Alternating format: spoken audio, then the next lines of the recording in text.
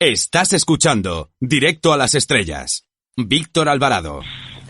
Entre los amigos de este programa se encuentra el periodista y divulgador histórico José Javier Esparza, autor de Tercios, historia ilustrada de la legendaria infantería española, editado por La Esfera. Buenas tardes. Muy buenas tardes, ¿qué tal?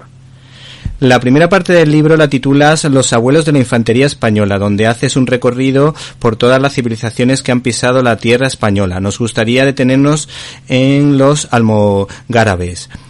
¿Cómo explicaría su modo de actuar y las hazañas que más te han llamado la atención o te llamaron la atención cuando empezaste a escribir este libro? Bueno, los almogárabes más conocidos son sin ninguna duda los de la Corona de Aragón, cuando a principios de finales del siglo XIII, principios del XIV, acuden a otro lado del Mediterráneo para oponerse a los otomanos que amenazan al Imperio Bizantino. Previamente habían pasado por Italia, donde habían combatido a los franceses en defensa del reino de Nápoles emparentado con la Corona de Aragón. Es una gesta extraordinaria, fundamentalmente por su escaso número en comparación con el del enemigo y por la enorme, la mortandad de sus batallas, ¿no? Realmente es muy impresionante esa historia de unos pocos hombres que consiguen construir casi un imperio en una tierra tan lejana. Lo que pasa es que los almogávares eran también, sobre todo, el nombre genérico de una tropa de frontera que existía tanto en Aragón como en Castilla a lo largo de la Reconquista. Hay almogávares de Aragón y almogávares también de Castilla, y ese tipo de vida en el frente, en permanente combate contra el enemigo, es lo que crea un tipo de mentalidad y de combatiente muy singular que luego vamos a encontrar en el origen de la infantería española en Italia, ya con el gran capitán a finales del siglo XV. Pues siempre me ha llamado a mí la atención precisamente de la figura del gran capitán, que tiene, por ejemplo, una estatua en Córdoba y que destaca no solo por su inteligencia, sino por su valentía, pues algunas veces ha llegado incluso a tomar la iniciativa en el combate. ¿Fue él el que modernizó el ejército español? ¿O el ejército universal, prácticamente, el ejército de toda Europa? Sin ninguna duda es una figura en la historia militar universal de primera magnitud, es decir, es un hombre que viene de un tipo de guerra muy concreto, que era la guerra de Granada, una guerra de las compases finales de la Reconquista, una guerra de asedios pesados, de combates estacionales, era un tipo de guerra muy estático, por así decir, y lo que se encuentra en Italia, cuando los reyes católicos le encomiendan esa misión, es un escenario completamente diferente, con un tipo de guerra radicalmente distinto, con enemigos también diferentes, y queda obligado a adaptar lo que tiene, sus recursos, lo que tiene en la mano, sus tropas, a ese nuevo escenario. Y lo hace con una inteligencia realmente formidable. No solo era efectivamente un hombre valiente y un guerrero con coraje, sino además una enorme inteligencia. Lo hizo muy bien, y es precisamente de su esfuerzo de adaptación a una circunstancia enormemente adversa, de donde sale, mejor dicho, la supremacía de la infantería española durante los decenios siguientes.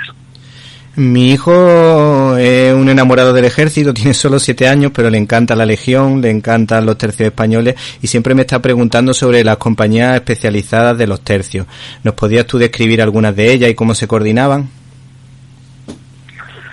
Bueno, los tercios en realidad no crean compañías especializadas, sino más bien funciones especializadas, sí, que es una cuestión distinta. Hoy, con el ejército moderno, estamos acostumbrados a unidades específicas, por ejemplo, de zapadores, ¿no?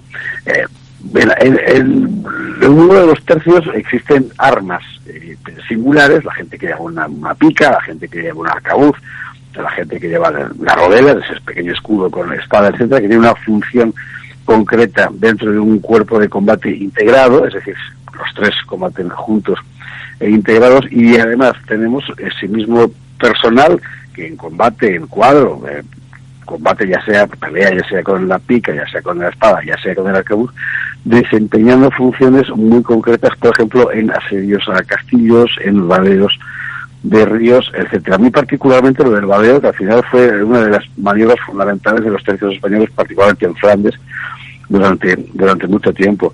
Era un tipo de combatiente enormemente adaptado, con una capacidad de moverse eficazmente en cualquier escenario, en cualquier función, muy notable, ¿no?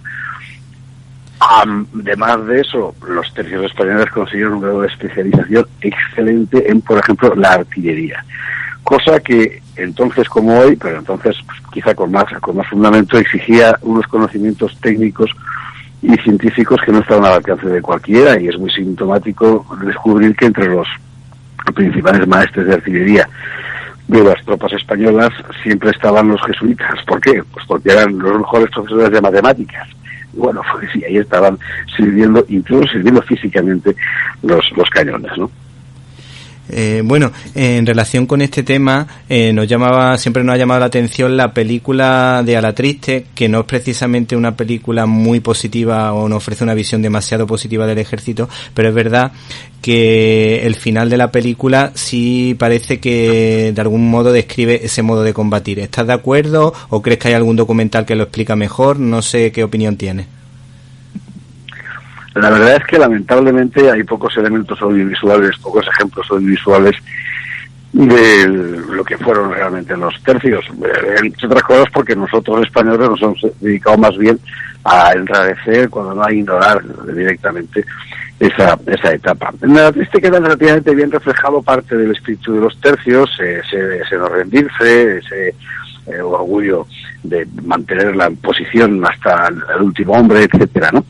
Más allá de eso, bueno, es solo una película, y por otra parte que ni siquiera es particularmente fiel a la obra del autor, de los textos originales, de verdad que tampoco hay que buscarle más. Yo creo que la hazaña que fue mantener la supremacía militar durante tanto tiempo, casi siglo y medio estamos hablando, se dice pronto, un país que tenía menos habitantes que sus enemigos, cosa que no conviene olvidar, y que se movía en un escenario inmensamente grande, un arco que iba desde Flandes hasta el norte de África. Esa hazaña todavía está esperando que alguien la ponga en pantalla como es debido. ¿Puede deberse a esos valores de los que se dice de los tercios, como el honor, el deber, el sacrificio?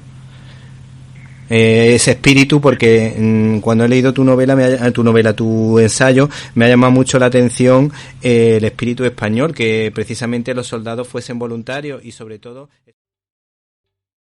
¿Te está gustando este episodio? Hazte fan desde el botón Apoyar del podcast de Nivos.